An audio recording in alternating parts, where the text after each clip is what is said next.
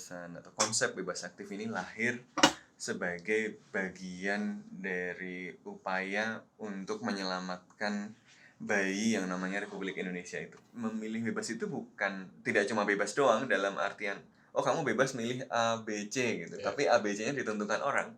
Kita sendiri yang menentukan A, B, C kita itu, makanya ada aktifnya di situ.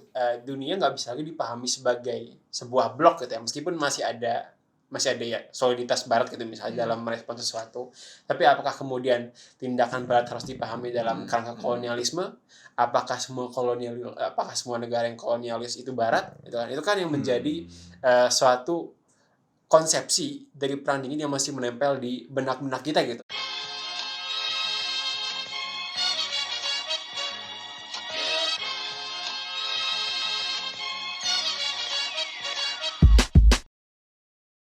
Selamat datang di podcast Bebas Aktif season 3 bersama dengan gue yang first time ada di podcast ini, dengan gue Ayu, dan juga masih dengan ada Raffi, ada Ikhlas, dan juga ada Mas Sofwan yang selalu ditunggu-tunggu nih komentar kontroversialnya. Amin. Nah, amin. Aminnya di kontroversial ya. Bahaya. Kalian ada yang mulai masuk pasar kerja. Harus less kontroversial.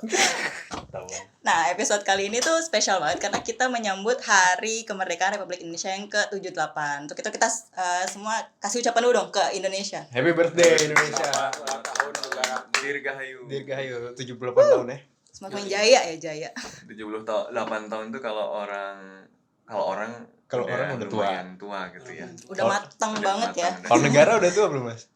Kalau negara itu pertanyaan karena mungkin juga pertanyaan yang penting untuk ditanyakan. Usia negara itu berapa lama sih? Kalau dulu Nazi kan inginnya membangun Third Reich, kerajaan ketiga yang usianya 1000 tahun ya.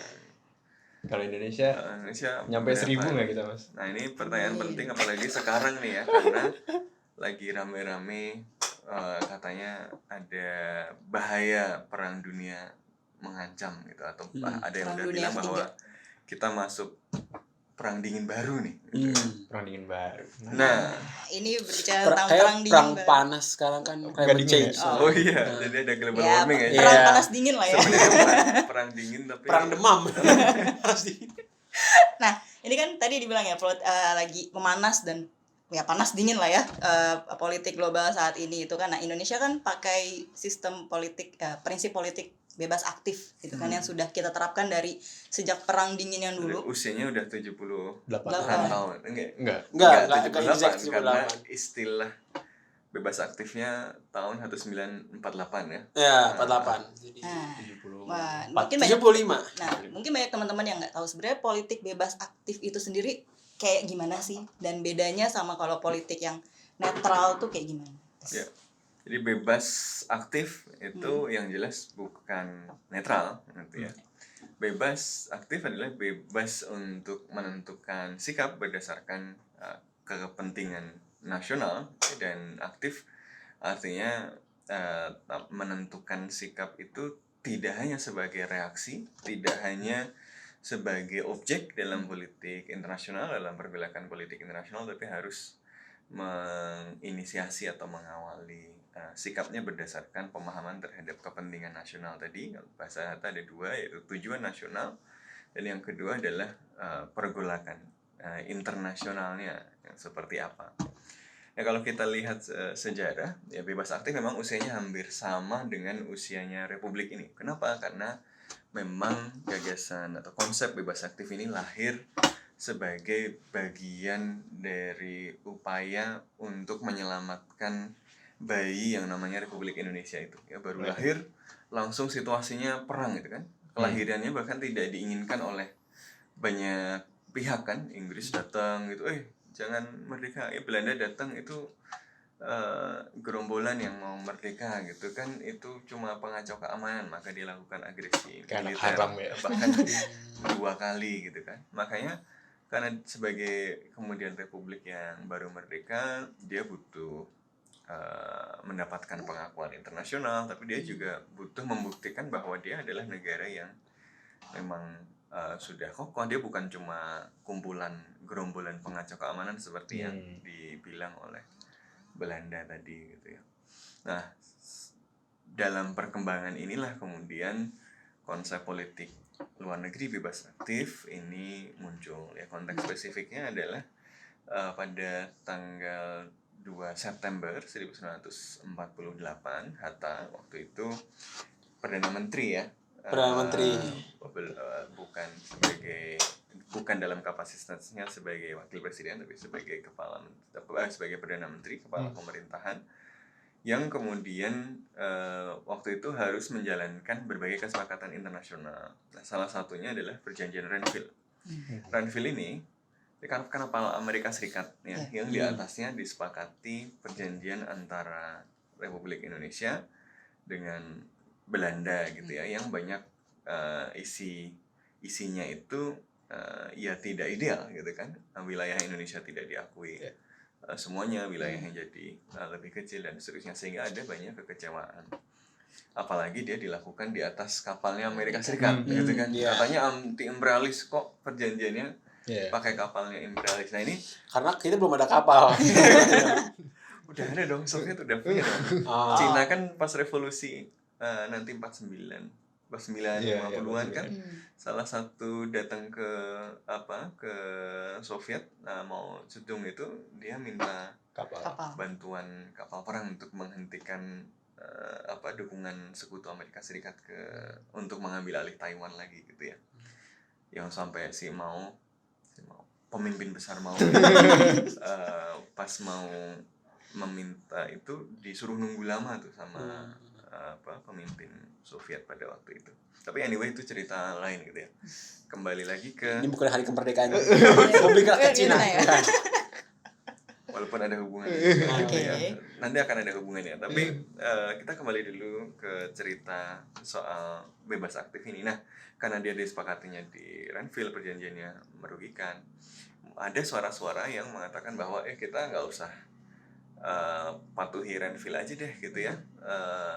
Itu ketundukan kita pada imperialisme. Indonesia harus lebih tegas dong menunjukkan keberpihakan gitu ya pada kekuatan anti imperialis ya. Jadi Front FDR ya, Front Demokrasi Rakyat. Ini ya aliansi kelompok-kelompok yang ke kiri gitu ya.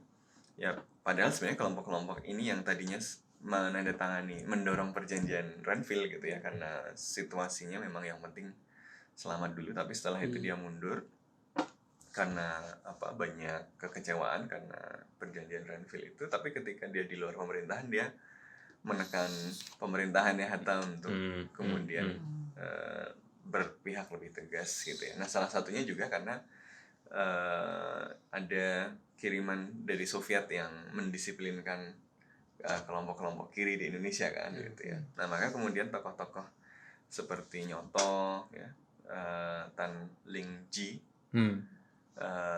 itu kemudian misalnya dalam perdebatan itu mengatakan ya Indonesia itu kan kekuatan anti imperialis. Karena dia kekuatan anti imperialis, sekalian saja perjelas jenis kelaminnya gitu ya. Nah, jadi Soviet itu juga kekuatan anti imperialis posisinya, jadi clear saja gitu ya. Nggak bisa kita menghadapi Amerika Serikat atau kekuatan imperialis kalau kita kemudian membuat satu barisan dengan kekuatan anti imperialis yang lain. Nah inilah yang kemudian nanti memunculkan konsepsi bebas aktif tadi. Apakah kita kata-kata ya sebagai negara yang baru saja merdeka dan hendak mempertahankan kemerdekaan itu terpaksa harus memilih ya, di antara dua arus tadi ya, dua kekuatan besar tadi, Amerika Serikat atau Uni Soviet. Tidak bisakah kita mengambil sikap itu sendiri sebagai subjek? Nah ini yang penting, sebagai subjek dalam pergolakan internasional itu. Jadi poinnya bukan netral ya, poinnya adalah sebagai subjeknya, bahwa dia bisa menentukan sendiri sikap berdasarkan kepentingan nasionalnya, berdasarkan tujuan nasionalnya, dan berdasarkan perhitungan dia terhadap konteks. Makanya dia terus mengkritik juga. Nanti dia menjelaskan, Soviet aja politik luar negerinya zigzag loh. Dia pernah perjanjian sama Nazi ya kan, tahun 1939 ya, Hatta bilang begitu. dulu pas kita lagi getol-getol melawan imperialis, kita dulu lawan Belanda, lawan Inggris ya, Soviet pernah loh meminta kita nggak melawan, ya kan? Pas komunis itu melawan fasisme kan, instruksi Soviet adalah jangan lawan Belanda dulu, ya kan? Lawan Jepang dulu, gitu ya. Oke. Jadi PKI itu di bawah tanah dulu cenderung misalnya lebih anti Jepang gitu deh. Sementara kalau kekuatan nasionalis, pilihan taktisnya pada waktu itu adalah gimana ngusir Belanda dulu, makanya Soekarno ya, Hatta akhirnya mau bekerja sama dengan Jepang kan, sebagai pilihan taktis pada waktu itu. Jadi waktu kita ngelawan imperialisme, Soviet aja minta kita jangan ngelawan imperialisme yang dilawan Jepang, fasisme dan seterusnya. Jadi Soviet saja pertimbangan politiknya tidak selalu anti imperialisme, dia politik luar negerinya zigzag. Apalagi posisi geopolitik, geostrategis kita beda. Nah, Hatta nanti menjelaskan, dia HI banget sebenarnya Hatta ini. Dia menjelaskan konteks geografisnya Soviet. Soviet itu datarannya luas, dia secara geopolitik terlindungi. Jadi kalau dia diserang, dia relatif aman, dan dia industrinya sudah mulai maju. Jadi industrinya sudah mulai maju. Sementara secara geografis dia relatif lebih terlindungi. Beda sama kita yang ada di persimpangan jalan, perdagangan internasional, politik internasional, yang lingkungan sekitarnya masih dikuasai oleh kekuatan besar tadi gitu ya. Jadi Hatta kalau sekarang masih ada kayak bikin podcast juga nih. Menjelaskan nih gimana. Namanya bebas aktif juga. Terus kita nggak boleh pakai bebas aktif. Namanya ada hak milik nih. Kita yang coba nyari-nyari, aduh kapan bisa ngundang Hatta ya, cari narsum. Iya, jadi dia menjelaskan itu, tapi posisinya bukan kalau begitu netral kayak Swiss misalnya. Tapi bebas aktif artinya apa? Kita bebas loh memilih posisi kita, memilih bebas itu bukan tidak cuma bebas doang dalam artian kamu bebas milih A, B, C gitu, tapi A, B, C-nya ditentukan orang. Kita sendiri yang menentukan A, B, C kita itu, makanya ada aktifnya di situ. Jadi penekanannya adalah kita sebagai subjek, kita memahami tujuan nasional kita apa. Konteks Hatta pada waktu itu adalah gimana caranya kita bisa merdeka dan mendapatkan pengakuan kemerdekaan. Aktif ya, dia menentukan sendiri, dia engage dengan blok timur, dia engage dengan blok barat, tapi kita yang menentukan arah engagementnya itu gitu ya. Nah itulah bebas aktif. Jadi dia bukan netral, dia adalah bebas menentukan sikap berdasarkan tujuan, berdasarkan kepentingan nasional, dan pemahaman terhadap kondisi internasional pada waktu itu gitu ya, pada konteks makanya kontekstual, makanya bebas aktif itu memang pasangannya kita kontekstual banget ya. Udah di konsep dari awal. Ya, emang harus kontekstual, nggak bisa sama terus gitu ya. Karena tadi kepentingan nasional tetap, tapi situasi internasional kan berkembang gitu ya. Dalam situasi internasional yang berbeda-beda tadi memunculkan berbagai kemungkinan pilihan. Nah, bagaimana kita menjadi subjek yang bisa memilih, bukan cuma objek yang didikte oleh kekuatan-kekuatan di luar kita, itulah bebas aktif. Terus kan kita kalau bebas aktif sering banget ngomongin Hatta gitu kan, dan Hatta yang emang dulu nulis di jurnal Foreign Affairs, makanya jadi terkenal. Nah, tapi apakah kemudian dulu itu bisa dibilang yang bikin bebas aktif itu Hatta gitu kan? Karena dulu kan emang para founding fathers kita sangat distinctly different gitu satu sama lain. Apakah kemudian ternyata bisa bersama-sama sepakat dengan prinsip bebas aktif, atau ya ide-ideannya Hatta aja gitu, bebas aktif. Keluar lampunya gitu. Keren nih kayaknya nih gitu. Nggak, betul bahwa Hatta yang formulasikan itu secara sistematis. Betul bahwa Hatta yang membuat pidato yang kemudian nanti dikenal sebagai mendayung di antara dua karang. Betul bahwa Hatta yang nulis di berbagai jurnal internasional menjelaskan tentang posisi politik luar negeri Indonesia, sehingga dia banyak dikenal. Tapi bukan cuma Hatta sebenarnya. Tokoh-tokoh yang lain seperti Syahrir ya, itu juga menggunakan term dan mengembangkan term bebas aktif. Dan kalau gue melihat itu memang kemudian menjadi sesuatu yang konstruksi secara kolektif gitu ya. Hatta adalah orang yang menyampaikannya secara eksplisit ya, dan sistematis secara paling utuh barangkali, tetapi dia adalah produk dari interaksi di antara ya para pejuang Indonesia pada waktu itu gitu ya. Karena Hatta sendiri kan memformulasikan ini juga dalam konteks interaksinya dan perdebatannya dengan yang lain juga. Jadi dia tidak merumuskan itu dalam ruang vakum gitu loh. Dia merumuskannya itu dalam perdebatannya dengan orang-orang yang menghendaki pembatalan Renville tadi, menghendaki Indonesia lebih tegas posisinya gitu ya, baik ke kiri maupun ke kanan atau ke timur atau ke barat tadi, dan mengatakan bahwa yang paling penting itu kita tadi tujuan nasional dan pemahaman kita terhadap situasi internasional tadi. Yang ini kemudian dipegang juga gitu menjadi semacam konsensus. Maka ada aspek penting juga dalam politik bebas aktif ini.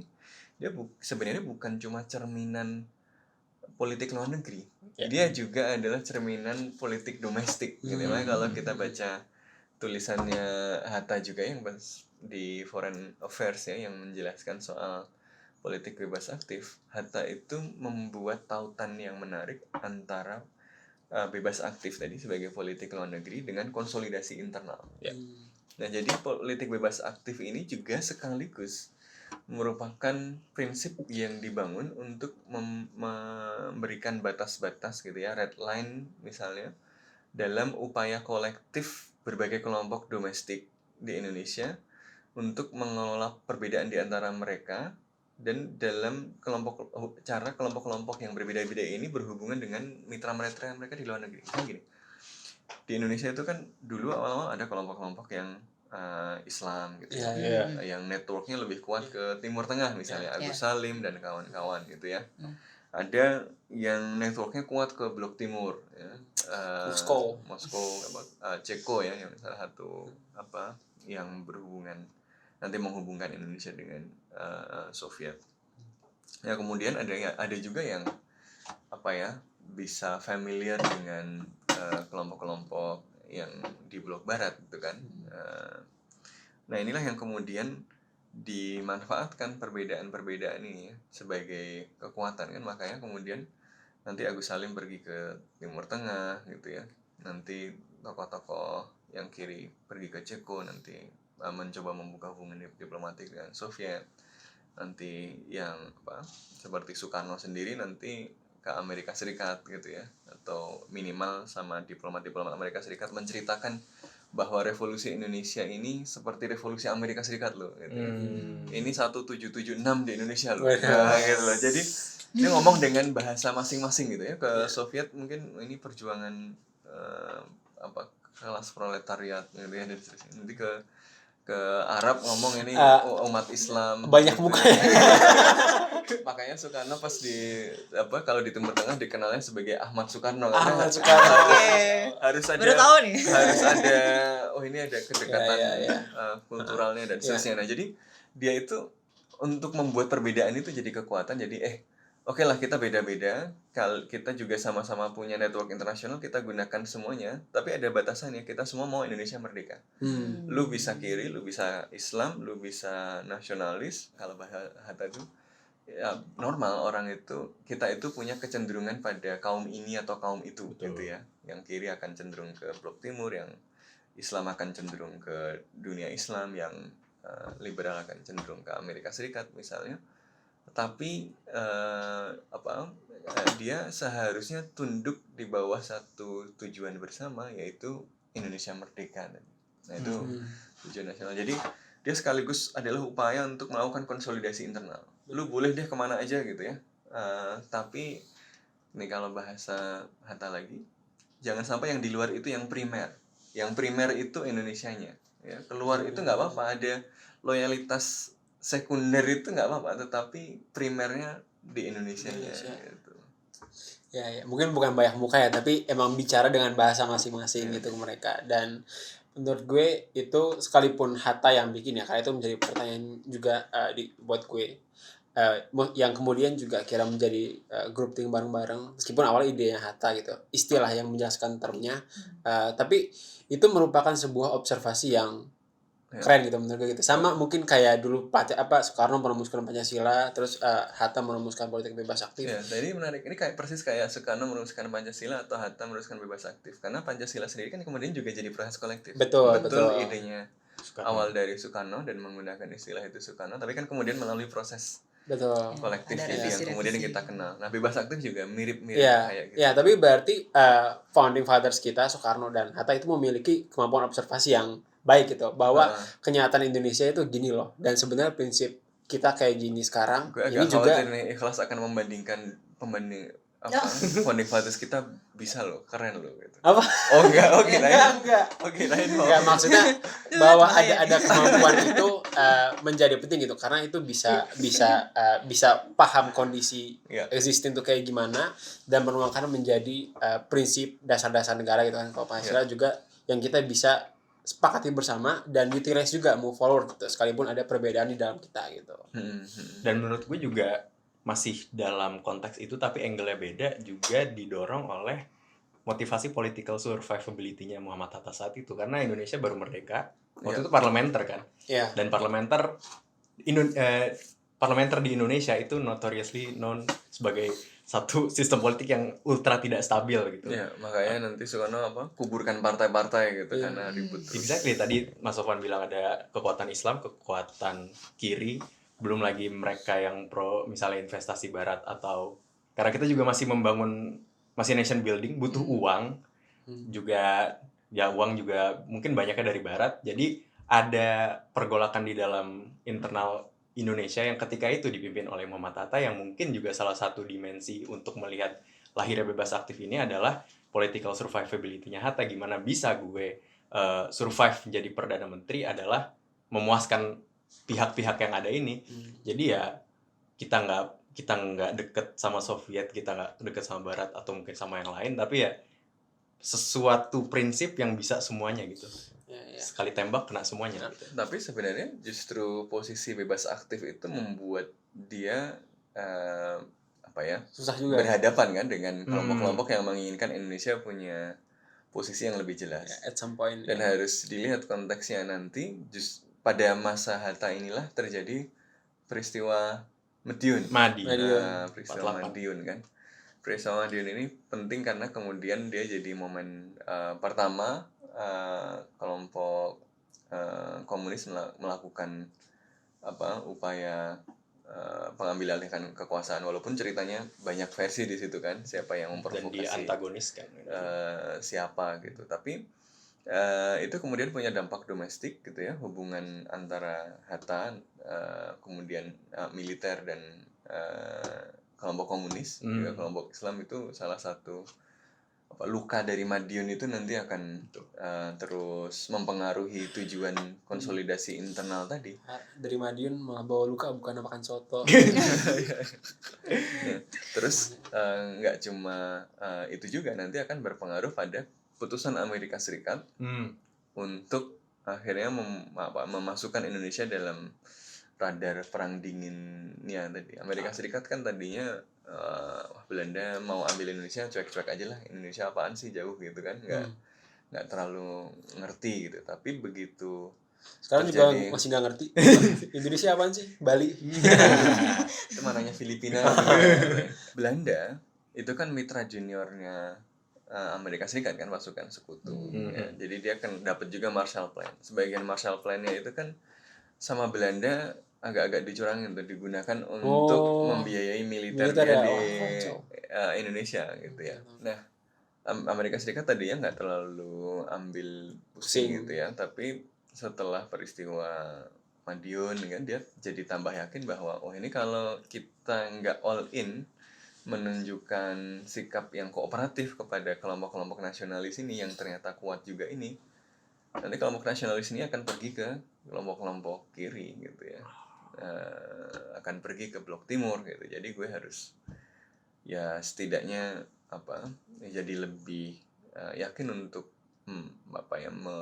mengikuti keinginan kelompok-kelompok nasionalis ini. Makanya kemudian Amerika Serikat terlibat lebih aktif untuk memaksa Belanda, kamu jangan bikin masalah dong gitu ya, lu di Eropa nggak bantuin gue gitu ya, di sini bikin Pakai duit gue. ribet lagi gitu. Nah, akhirnya ya dari situlah kemudian Amerika Serikat punya posisi yang lebih jelas. Jadi ada faktor perang dingin yang sangat kuat gitu dalam politik bebas aktif. Ini konteks yang tadi disebut sebagai pergolakan internasionalnya tadi.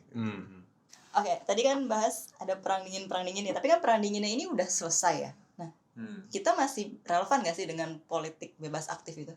Ya, bebas aktif sih masih relevan ya. Silakan subscribe. Nyalakan notifikasi. Kalau enggak harus ganti nama kita. Gimana nih? Masih ya, relevan nggak? ya jadi kalau menurut gue sih kalau dari pertanyaan paling dasar relevan atau enggak sih akan terus relevan ya, karena emang ini observasi yang sangat luar biasa kalau gue mention di awal. Jadi tetap bisa digunakan dengan berbagai cara dan juga relevan juga dengan konteks Indonesia sebagai dulu kan salah satu negara proponen gerakan non-blok, dan sekarang juga kita berusaha, kalau kita ngomong sekarang ada perang dingin baru gitu kan, ada rivalitas Amerika Serikat dan Tiongkok, kita mendayung di antara dua karang juga gitu istilahnya. Nah, kalau kata zaman SBY dulu nggak cuma dua karang lagi sekarang ya kan, mendayung di samudra yang dipenuhi dengan bahaya gitu. Waduh. Jadi nggak cuma dua karang aja. Kritis kan ya. Agak dramatis ini ya. Ya, soalnya kapal udah lebih bagus enak samudra. Kalau karang kan masih di tepi-tepian. Sudah Belum bisa berlayar. maju ya. Sudah berlayar di lautan. Ya, sudah berlayar di lautan. Nah, tapi menurut gue juga bersamaan dengan dunia yang berubah, sebenarnya ada juga beberapa yang kemudian pemaknaan gitu ya, bukan bebas aktifnya sendiri gitu, yang kemudian perlu kita telisik ulang gitu terkait dengan bebas aktif. Karena banyak juga dari pemaknaan bebas aktif ini tidak terlepas dari konteks perang dingin di masa lalu gitu kan. Ya. Kayak sampai sekarang juga kita masih mengkonsepsikan dengan semangat anti kolonialisme, nekolim dan lainnya yang sangat dikobarkan dengan semangat oleh Soekarno, itu kan selalu, meskipun pada akhirnya pada praktiknya kita tetap nggak berpihak ke salah satunya ya, Amerika atau Rusia atau Uni Soviet pada waktu itu, tapi tetap Tapi cap dulu itu ada poros Jakarta. ada poros Jakarta, udah mepet gitu kan. Nah, dan akhirnya sampai sekarang pun cap kolonialisme itu yang masih menempel gitu di Amerika Serikat, di negara-negara barat lainnya gitu. Padahal ya realitas dunia udah berubah gitu. Ya, Amerika masih negara superpower gitu kan. Tapi ya sekarang juga udah melewati masa unipolaritas Amerika Serikat kalau bisa dibilang. Dan kemudian justru bisa muncul ya kolonialis baru gitu. Bahwa ini dunia nggak bisa lagi dipahami sebagai sebuah blok gitu ya. Meskipun masih ada ya soliditas barat gitu misalnya dalam merespon sesuatu, tapi apakah kemudian tindakan barat harus dipahami dalam kerangka kolonialisme? Apakah semua negara yang kolonialis itu barat? Itu kan yang menjadi suatu konsepsi dari perang dingin yang masih menempel di benak-benak kita gitu, di benak masyarakat Indonesia. Apakah kita mendukung Rusia aja nih karena Rusia melawan Barat gitu? Ya, kan kayak gitu. Itu kan ramai di medsos ya. Dan semangat anti kolonialisme itu kemudian masih bergema hingga sampai sekarang dengan konsepsi yang lama itu seperti itu. Dan anti kolonialisme sendiri sih menurut gue nggak salah, karena the fact that kolonialisme still exists sampai saat ini juga masih ada gitu. Dan bahwa dia masih meninggalkan banyak persoalan kan? Masih meninggalkan banyak persoalan juga gitu. Dan kemudian bersama dengan kolonialisme itu kan konsepsi fokus dari bebas aktif juga dulu yang dituliskan dalam konstitusi kita kan adalah perdamaian dunia gitu kan. Yang itu juga jadi satu concern besar di masa perang dingin dulu. Ada perang antar negara gitu kan, ada proxy war juga antara Amerika Serikat dan Uni Soviet. Nah, tapi kemudian kalau kolonialisme dan perdamaian ini gua kontekstualiskan dengan kondisi dunia saat ini, ya kita lihat dari data ya, dari statistiknya kan, ya kan interstate war udah kurang gitu. Korban-korban akibat perang juga udah semakin berkurang, dan permasalahan kolonialisme meskipun masih ada, bukan menjadi permasalahan utama gitu yang ada sekarang gitu kalau menurut gue. Nah, justru kemudian yang sering jadi isu terutama oleh superpower sekarang gitu ya, oleh Tiongkok, oleh Amerika Serikat, bahkan Uni Eropa gitu to some extent, adalah soal development gitu kan, adalah soal perkembangan masing-masing negara. Jadi isunya, the main issue bukan lagi gimana kita bisa mencapai perdamaian meskipun masih ada dan mungkin nggak akan pernah resolve juga, tetap ongoing proses, tapi adalah bagaimana kita sebagai negara gitu ya, kita sebagai masyarakat dunia bahkan bisa makmur bersama-sama gitu kan. Nah, dan ini kenapa kemudian kalau kadang-kadang terlalu banyak ngomong anti kolonialisme menurut gue ya itu agak bukan kurang pas tapi missed focus aja gitu, karena kemudian apa ya, kalau kita sekarang kan Amerika Serikat dan juga Cina kita ngomongnya Belt and Road Initiative, kita bikin apa Blue Dot Initiative dan lain sebagainya. Jadi memang ada usaha-usaha untuk kemudian membangun kemakmuran kita bersama gitu. Nah, sementara kalau kita memakai semangat anti kolonialisme ya kebanyakan semangatnya masih ke bawah dari dulu ya, semangat anti gitu kan, anti ini anti itu. Padahal kalau kita balik lagi ke konsepsi bebas aktif ya berarti kalau kita udah sadar misalnya apa yang pengen kita capai sekarang itu adalah kemakmuran bersama, ya maka kita konsepsinya jangan anti-antian dong. Kita berpartner dengan siapa yang kira-kira bisa berkontribusi positif terhadap kemakmuran kita bersama gitu, kemakmuran Indonesia dan juga kemakmuran negara-negara lainnya. Kalau kita konsepnya masih terlalu anti-anti, ini kan seakan-akan kayak masih ada negara lain yang akan menyerang gue atau mendominasi gue gitu kan. Meskipun itu juga dinamika itu masih ada. Tapi saya tahu istilah untuk yang disampaikan Ikhlas ini. Apa nih? 1000 friends, 0 enemy. SD lagi ya. Bukan anti-anti tapi pro-pro. Bukan main. 1000 friends, million friends. Semangat untuk membangun gitu. Jadi kemudian tapi nggak cuma di ranah domestik juga ya kan, di ranah internasional untuk kemudian mewujudkan sesuatu yang menjadi concern bersama sekarang yang merupakan kemakmuran bersama, bukan perang atau perdamaian lagi. Iya. Tapi gue setuju poin di mana tafsir bebas aktif kita itu seringkali dihinggapi oleh warisan berpikir zaman yang punya konteks berbeda. Betul. Itu betul. Tapi gue ada catatan soal kolonialisme dan pembangunan. Colonialism is a colonial question. Apa kolonialisme? Development is a colonial question. Jadi pembangunan, kemakmuran bersama itu juga isu kolonialisme. Tapi anyway, let's put that aside dulu. Tapi gue setuju poin bahwa bebas aktif tadi sering dimaknai dengan sederhana yang kemudian dilekatkan pada konteks tertentu, padahal konteksnya sudah berubah. Padahal bebas aktif itu seharusnya dinamis gitu kan. Karena tadi patokannya ada dua, tujuan nasionalnya apa, dan yang kedua adalah pemahaman kita terhadap situasi internasional, pemahaman kita terhadap konteks strategik globalnya gitu kan. Betul. Nah, problemnya adalah banyak yang kemudian menafsirkannya dengan tafsir konteks tujuan nasional pada waktu itu, dan konteks strategis internasionalnya juga masih zaman itu gitu ya. Jadi nggak kemudian melihat situasi yang paling mutakhir. Jadi memang kemudian jadi tidak bebas dan tidak aktif. Kenapa? Karena tidak bebas sebagai subjek dan tidak aktif sebagai subjek, tapi kita jadi objek dari warisan berpikir para pendahulu kita gitu. Objek dari pemikiran terdahulu. Iya, jadi kita nggak jadi subjek dong. Padahal poin dari bebas aktif adalah memastikan bahwa kita punya subjek, kita punya di masa agency, kini, di zaman kita sendiri, di dalam konteks kita sendiri gitu loh. Kalau kita masih ini kata Bung Karno begini, kata Hatta begini, ya itu penting gitu ya. Jangan sekali-sekali melupakan sejarah. Tapi kalau mengambilnya plak gitu ya tanpa melihat konteksnya, ya kita jadi tidak sesuai dengan semangat yang sebenarnya mereka dorong gitu. Jadi Hatta itu mendorong bebas aktif ya supaya kita punya agency.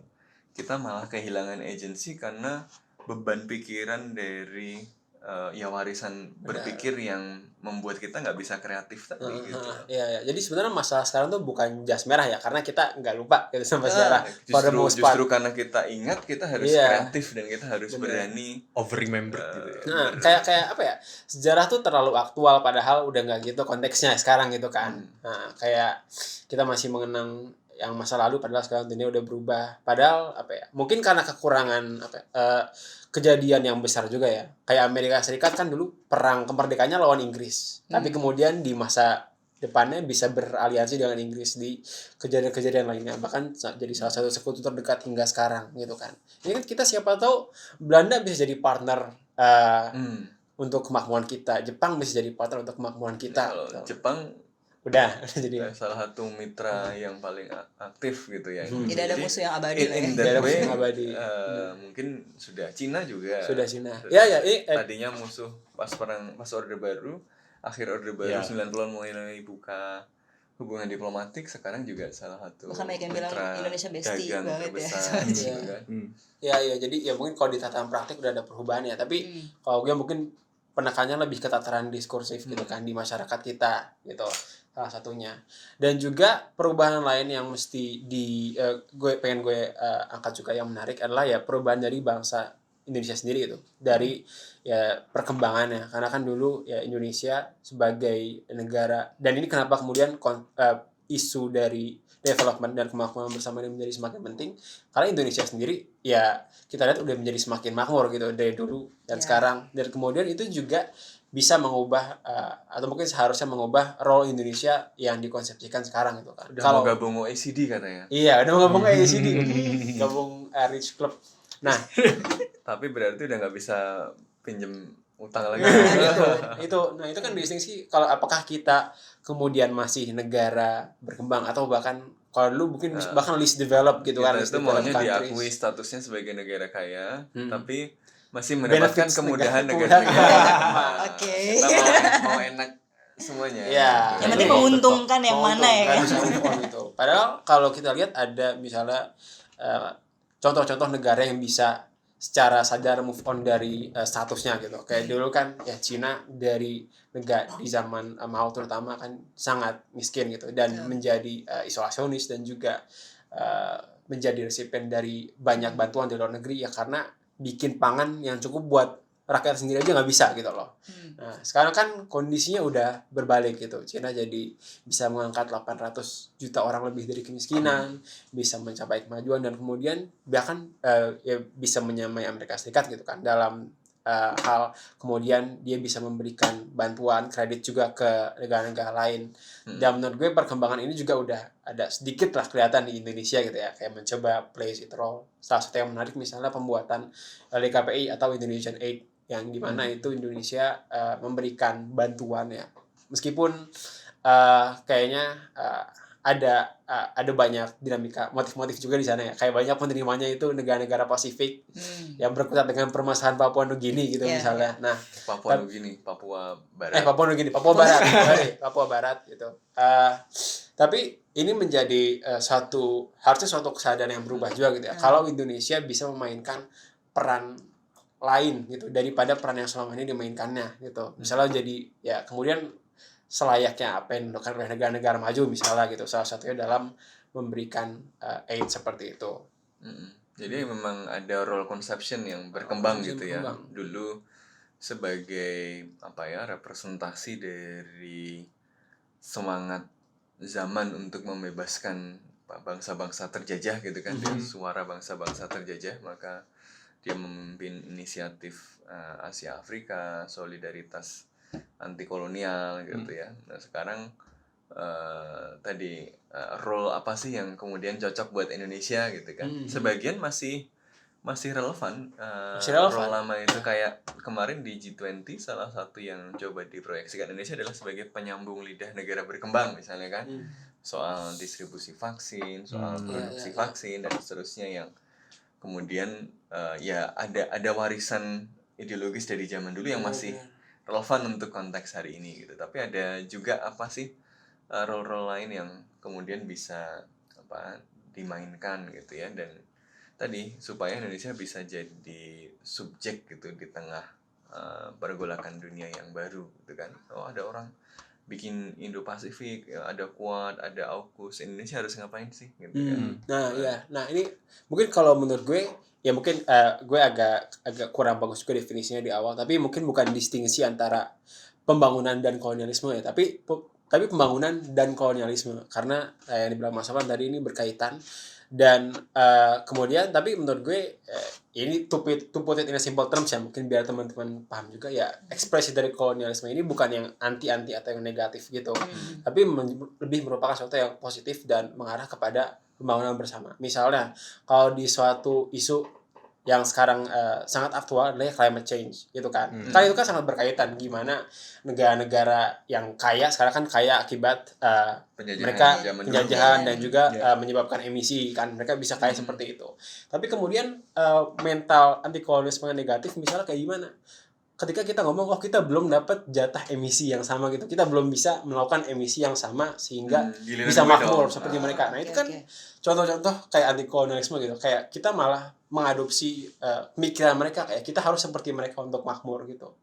Tapi kita kemudian nggak memikirkan cara kita untuk makmur bersama, padahal jelas-jelas dalam konteks climate change yang semakin parah, kita nggak akan bisa makmur kalau semakin banyak emisi yang terjadi, semakin panas bumi ini. Justru kita harus bisa ya menuntut itu ada peran-peran yang dimainkan oleh negara maju gitu ya untuk bisa memberikan bantuan, koordinasi dan segala macam. Tapi kita nggak harus memiliki cara pandang yang sama gitu, melakukan cara yang sama untuk mencapai pertumbuhan dan kemakmuran. Justru kita harus bisa membuat cara-cara baru dengan pembangunan dan bantuan yang berkeadilan ya, untuk dari negara-negara lebih maju ke negara yang sekarang berkembang, untuk kemudian bisa mencapai perkembangan yang juga lebih ramah terhadap lingkungan gitu, agar kita ya kemakmuran ini bisa terus sustainable bagi kita semua. Jadi nggak anti-anti. Kalau anti-anti kan ya kayak lo udah ini nih gua harus dapat juga, jadi mentalnya nggak zero sum lah istilahnya kayak gitu. Ini yang menurut gue elemen penting dalam bebas aktif ya. Ketika kita bicara bebas aktif, konteksnya itu seringkali cuma di aspek interstate dari dinamika internasional. Padahal dinamika internasional itu kan nggak cuma diciptakan oleh interstate system. Betul. Ada kaitannya kemudian dengan sistem ekonomi global, kan? Ada kaitannya dengan sistem ekologi global gitu ya. Jadi menurut gue sih post-Westphalian sekali kita ini. Bebas aktifnya itu menarik gitu menarik, ya. Bebas aktif itu terminologi yang membuat kita sebenarnya bisa mengkontekstualisasikan pemahaman-pemahaman baru kayak gitu loh. Betul, Jadi, betul. Kayak tadi mungkin kacamata kita nggak cuma soal hari ini kita menghadapi konteks internasional namanya Cold War, tapi kita juga mengalami yang namanya global warming. Betul. Gitu ya. Nah, jadi ya, itu. hot and cold bersamaan ya gitu. Panas dingin tadi. Bagaimana kita menyikapi dan menyeimbangkan berbagai pilihan kita ya, interstate systemnya kayak gini, ecological systemnya kayak gini, ekonomi global kayak gini. Lalu kebijakan seperti apa sih yang paling pas? Nah, itu bebas aktif itu memberikan kita ruang untuk memahami itu dengan baik dan membuat pilihan-pilihan yang kreatif gitu. Jadi bebas aktif itu adalah kebijakan masa lalu yang seharusnya membuat kita punya cakrawala masa depan. Nah, itu luar biasa. Jadi jangan sampai dia justru menjadi sesuatu yang membuat kita nggak kreatif karena ini udah dibuatin sama orang, sama para pendahulu kita tinggal ngikuti tanpa upaya menerjemahkannya dalam konteks kita. Ambil spiritnya, ambil semangatnya, ambil esensinya, jangan abunya gitu. Ya kayak dari tadi bagus-bagus ya. Gue coba yang jelek-jelek ya. Tentang bebas aktif ya. Gue coba cari angle lain. Tapi menurut gue, the thing about sesuatu yang bisa dikontekstualisasikan macam-macam dan dimaknai secara luas adalah kadang-kadang seringkali dia jadi justifikasi hal-hal yang seharusnya kita bisa kasih stance tertentu gitu. Misalnya salah satu kritik yang paling banyak mungkin pada perang Rusia-Ukraina gitu. Mungkin bukan gue yang kritik, tapi banyak sekali yang kritik bahwa ini mentang-mentang bebas aktif kita kiri kanan ditarik-tarik ya, terserah kita gitu, nggak ngambil satu stance gue dukung Ukraina atau gue dukung Rusia gitu.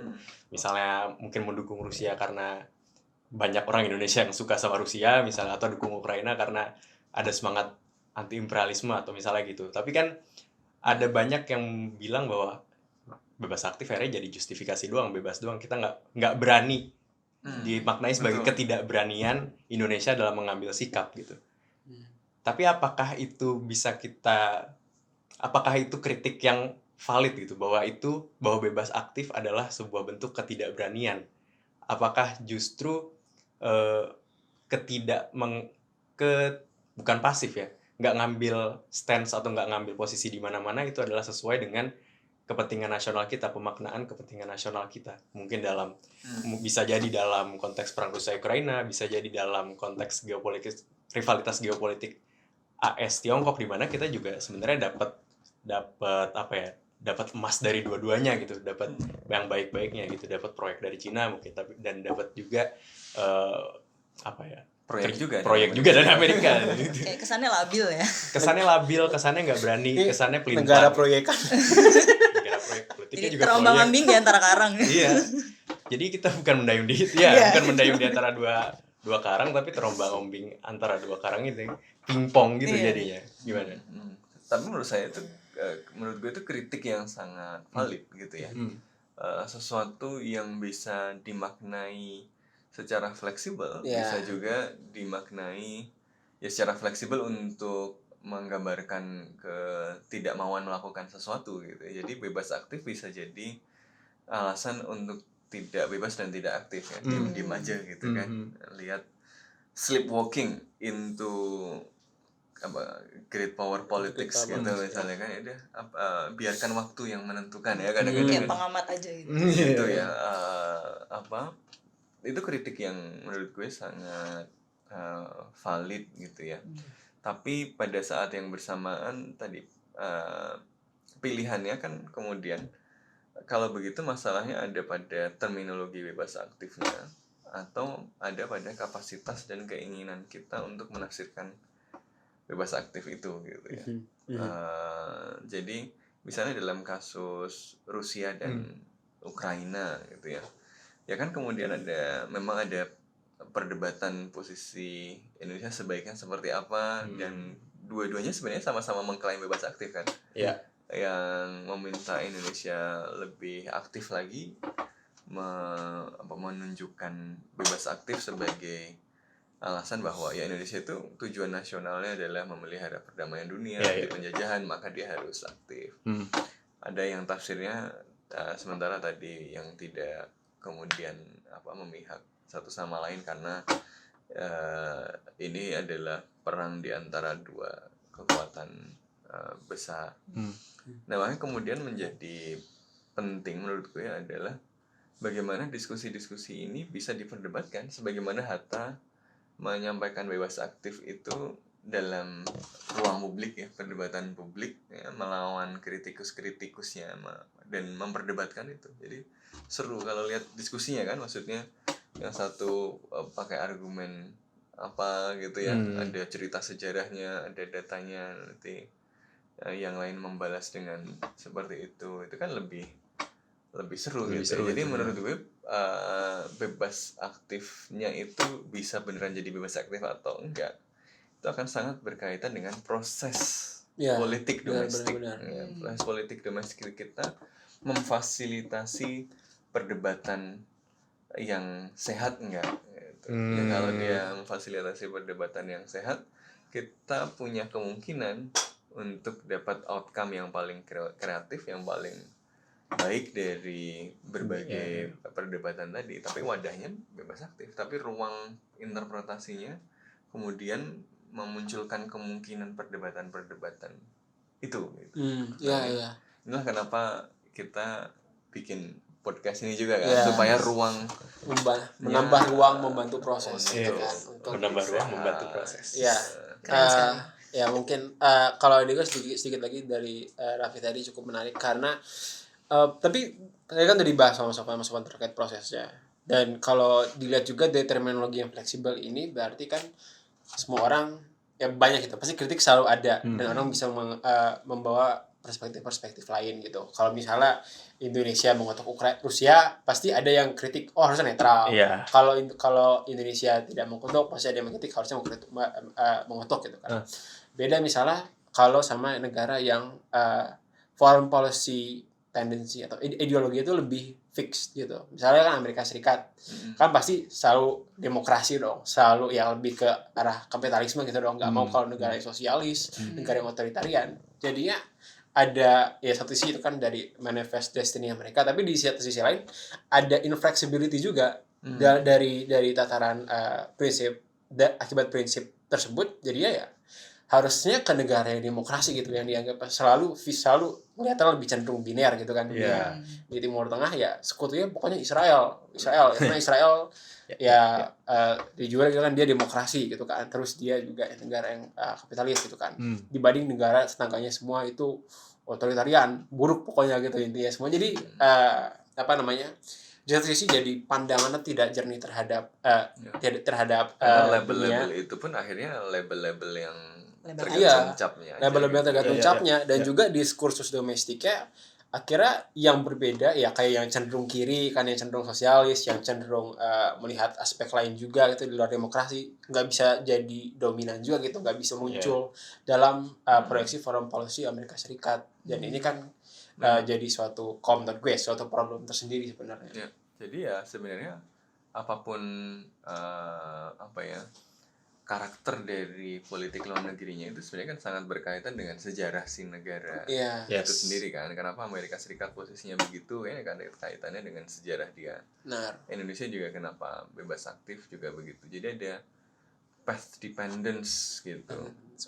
Menarik nih, path dependence in foreign policy. Iya, jadi misalnya apa, bebas aktif, ASEAN ya sebagai cornerstone dan seterusnya, ini kan sesuatu yang hadir dalam konteks historis tertentu, tapi kemudian dia jadi dipertahankan karena dia sudah menjadi bagian dari sejarah kita. Dia bukan sesuatu yang muncul dalam konteks tertentu, konteksnya hilang, kemudian hilang. Dia masih kemudian tertanam di dalam kebijakan luar negeri Indonesia. Maka kemudian PR-nya menurut gue adalah mengidentifikasi mana sih bagian yang masih relevan, mana sih yang bisa dikontekstualisasikan gitu ya.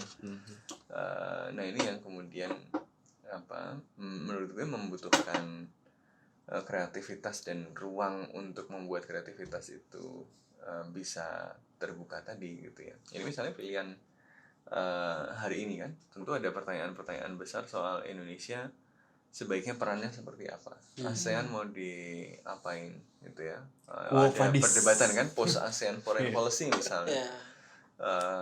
Kalau masih pakai ASEAN mau dipakai seperti apa gitu kan, dan seterusnya. Nah ini pertanyaan-pertanyaan besar semacam ini harus mulai ditanyakan lagi gitu ya. Jadi apa ya, karena zaman kita sepertinya membutuhkan pertanyaan-pertanyaan besar itu lagi gitu ya. Indonesia harus gimana sih? ASEAN masih relevan nggak sih? Kalau masih relevan caranya bagaimana gitu ya. Indonesia bagaimana cara mengelola Amerika Serikat dengan Tiongkok gitu ya. Terakhir gue jadi agak penasaran, kalian ngelihat ada delusion of grandeur gitu nggak sih, seakan-akan kita harus menjadi suatu negara besar, tanda kutip memolisikan dunia misalnya, atau menjadi pemimpin dari kalau negara-negara memolisikan berkembang. dunia enggak sih. Enggak ya. Berat ya. Atau jadi pemimpin dari negara-negara berkembang, kita punya sejarah Bandung Conference misalnya. Ya kalau ada delusion of grandeur ya ada sebagian itu. Jadi harus kita ingat bahwa kebijakan luar negeri Indonesia itu adalah bagian dari nation building gitu ya. Jadi ketika Indonesia memproyeksikan posisinya di dunia internasional, dia juga sedang memberikan identitas kepada penduduknya gitu kan. Kenapa kita menyelenggarakan Asia Afrika, konferensi Asia Afrika, selain untuk solidaritas Asia Afrika, juga untuk memberikan kepercayaan diri gitu ya, identitas nasional bahwa Indonesia adalah bangsa yang mampu terlibat aktif dalam proses sejarah kemerdekaan negara-negara Asia Afrika, dan ini bagian dari nation building proses gitu ya, bagian dari apa yang membuat kita kemudian mengidentifikasi diri sebagai Indonesia, menjadi bangga menjadi Indonesia. Jadi foreign policy itu tidak pernah hanya foreign gitu ya. Foreign policy itu selalu kemudian berkaitan dengan politik domestik. Jadi in that way, apakah ada delusion of grandeur? Ya kadang-kadang gitu kan, orang Indonesia suka merasa kita bangsa yang besar, tapi kalau main di luar ditanya Indonesia itu di mana sih gitu kan, mananya Bali, mananya Filipina gitu ya, dan seterusnya. Selain karena orang Amerika Serikat atau orang Eropa geografinya juga kurang baik gitu ya, tapi ya itu kan juga ignoran. menunjukkan bahwa memang presence-nya Indonesia itu belum besar. Tapi kalau dulu memang presence-nya relatif lebih besar karena negara-negaranya kan juga belum terlalu banyak. Macan Indonesia Asia. salah satu yang paling aktif. Jadi betul ada delusion of grandeur, tapi itu juga bukan sesuatu yang baseless juga gitu. Sih. Nah, jadi ya secara demografi, secara geografis saja ada modalitas untuk memainkan peran itu gitu ya, memainkan peran yang besar. Ada modal historis. Masalahnya apakah kita cukup berbangga saja, dulu kita bisa melakukan ini, melakukan itu. Kan pertanyaannya bukan dulu bisa melakukan apa. Pertanyaannya adalah sekarang bisa melakukan apa. Betul sekali. Yang banyak kan retorika juga yang kayak kemarin tuh sempat kita bahas juga, mendamaikan ini dan ini. Kita kasih solusi ini nih, tapi sebenarnya nggak realistis gitu loh. Itu delusion of grandeur tuh. Oke, sebelum kita makin kemana-mana dan akhirnya menyenggol siapa-siapa nih, mendingan kita tutup aja ya untuk podcast hari ini. Jangan lupa untuk dengerin podcast kita juga di Spotify, Podcast Bebas Aktif. Dan jangan lupa juga untuk like, subscribe, dan juga komen. Dan nyalain alarm juga buat tahu konten-konten selanjutnya yang terupdate dari kita. Oke, cukup sekian dan bye. Merdeka. Merdeka. Ya, Merdeka 100%. Merdeka 100%.